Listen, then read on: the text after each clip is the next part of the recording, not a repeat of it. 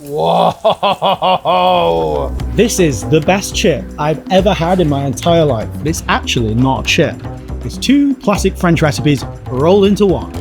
What better way to eat the ultimate chip than with cheese and bacon sauce?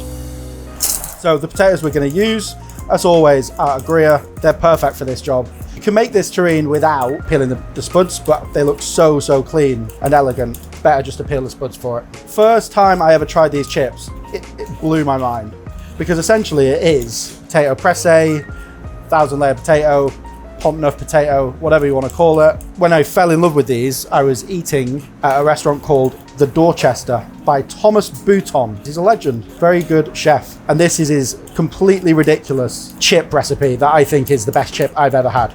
Okay, so we've peeled the potatoes. Really important, we don't wash the spuds. So what you want is you want starch in there. And if you're cutting the potatoes by hand, just take your time. You probably want them to be that sort of thickness. So almost you can see your finger through them. So the starch is really important.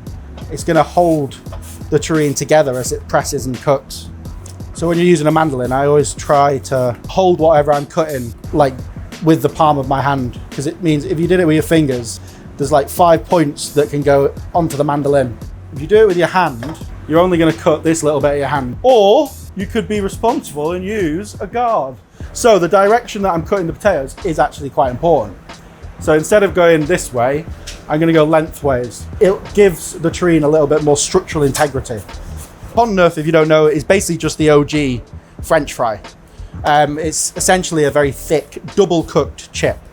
So it's probably the ancestor of the triple-cooked chip, I would say. The close relative of the French fry. But the thing that Tom does very differently is this sort of classic technique is more of a pomme, which has now sort of been renamed 1,000-layer potato. So Pont-Neuf is actually one of the oldest bridges in Paris. The Pont-Neuf potato was originally a street food that was served on that bridge. So we've got our sliced potatoes here, some grease-proof. This will stop it sticking when it comes to taking it out. All we need to do is layer up the spuds. So remember we cut them all sort of like in a length way. So what we want to do is just lay them into there, sort of the same way. And that's just going to give it a little bit more structural integrity when we slice it and portion it. There's two things that I think are really important.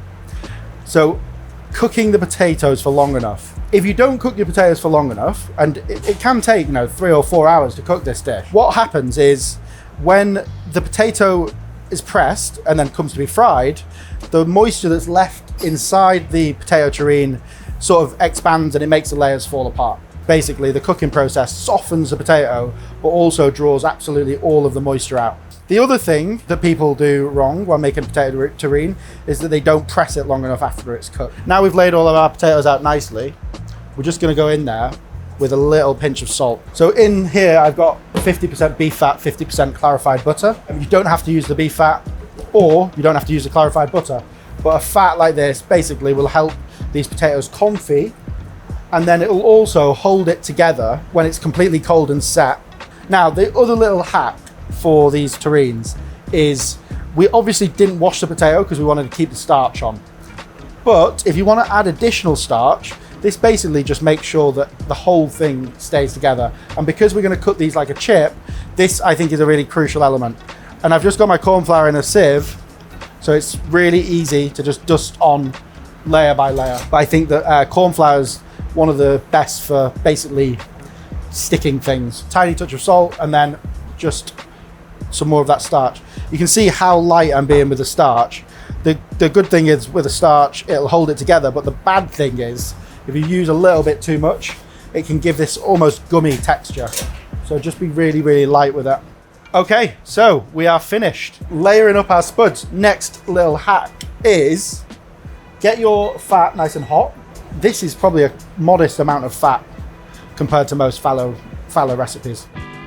So we are only using a little bit of fat because it doesn't need a huge amount. It'll basically just enough to lightly confit them. Pricking them all over will just allow the fat to get inside the terrine as well as on the outside. So once your fat's nice and warm, you need it to be at least around about 110 degrees. Try and have it so it's soaking into the middle. Don't just let it pour out all over the sides. The beef fat as well just gives it a really good flavor, but it also gives it a good color. Okay, so once you've got your terrine all made up like that, we're going to cover it with a little bit more parchment on top, because we're going to cook it with basically just something to keep it pressed down, so all those layers are starting to sort of pack together. The idea is, at this stage, you're not trying to weigh the potato down, but you want to try and keep this top layer covered because it'll caramelize too much in the 3-hour cooking time. So 140 degrees C for around about 3 hours is perfect. Too hot and it'll caramelize too much before the inside is properly cooked. Too cold and it basically will take, you know, upwards of 5 to 6 hours to get the effect you want. So next we're going to whip up a very simple cheese sauce. And I say it's a cheese sauce, it's actually more of a custard recipe, but this is the ultimate liquid cheese sauce. It's really consistent and it works really, really well for everything, to be quite honest. Roughly 75 grams of whole egg, which is, you know, almost 2. And then you want 120 gram of egg yolk. So 2 full eggs and 6 egg yolks go in. And then what we want to do is just add in some water, some cream, just a touch of paprika, more for colour than anything else, and then just whisk in our egg. And I'm just cooking this over a bain-marie, so just cooking it offset over this water. And basically what we want to do is bring it up to 75 degrees. Water should just be lightly simmering. It doesn't need to be really hard boil. And then just slowly, as this heats up, just keep whisking it, otherwise it'll scramble. So as that just starts to come up, I'm just going to grate some red Leicester. The cheese that you could use if you're American is some red cheddar. So I'm just using a fine grater here. It's really important to use a fine grater because the sauce isn't that hot, so it needs to melt fairly quickly into the sauce. The other cheese I'm using is our old friend American Joe. You can see now it's just starting to thicken, and it's almost like a custard now, so it's nicely thickening up. 75 degrees now. Just as it starts to thicken, you can add in our American cheese first, turn the heat off. We're just keeping it warm and it'll just continuously melt into the sauce. Whack it all in. And then I'm just gonna switch away from a whisk. We don't want to incorporate too much air into it. Oh, that's banging. So just a touch of salt at the end. And then I'm just adding a little bit of Dijon mustard at the end as well, just for a little bit of acidity. Okay, so once the cheese is all melted, you can see, just mixing it together like this, gets this really beautiful shiny texture. Oh,